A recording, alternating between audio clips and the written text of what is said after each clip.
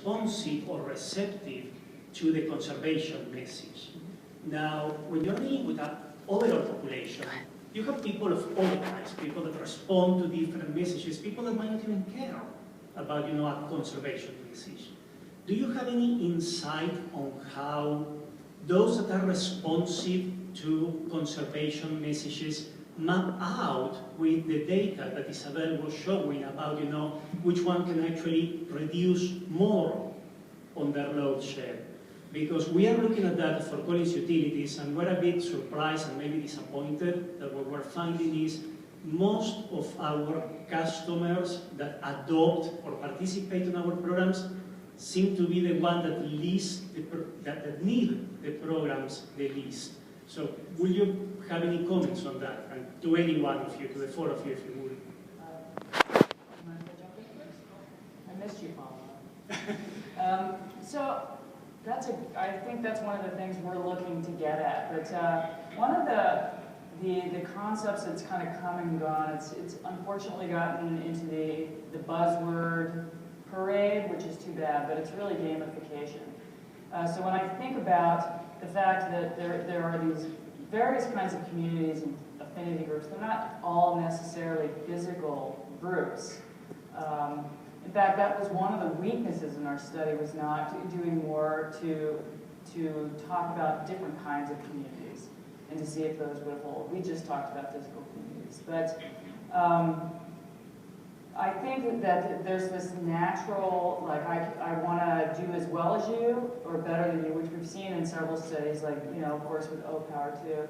And one of the things that we drew as an analog was we were talking about it earlier, was you go into a hotel room and they try to give you a sign that says, please reuse your towels, right? So they've tried all kinds of, save the world, could you do that? Nobody picks up their towel, they're like, give me new towels. Goes on and on. The one message that worked remarkably better than others was, hey, the guy that stayed in this room, this very room, the night before you, he picked up his towels. And that worked.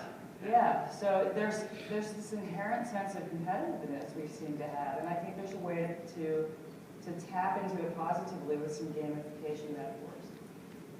Nice answer. I find that there's a sweet spot, and not all messages work with everyone. In other words, when I showed the profiles, the local consumption, you would immediately think, well, whoever has the most load will be the one I want to enroll. Whereas that customer may not want to enroll because the message seems to be price. I'll give you a $10 rebate every month, and they couldn't tell us, well, the $10 rebate is not that significant, but they might have a value proposition to them that says, I want to contribute to be a responsible citizen, right? And then I will respond to messages that says, because I'm doing this, I will keep the lights on. I'm doing my part to make sure that my community and my utility and the system is working. And we find that to get the majority, to get the most customers, that's the most effective message. It's not the price, it's the help do your part. By doing this very easy program.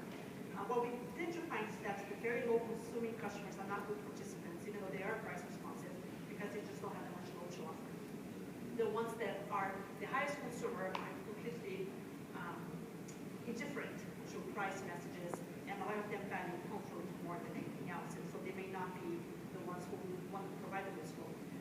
We find that the upper tier customers, not the highest consumers, not the lowest, kind of like not the middle, either like on the top, they tend to be the ones that are most likely to contribute the most load, most consistently. And then you can, again, segment your customers and provide different messages to different types that you can maximize from. Thank you.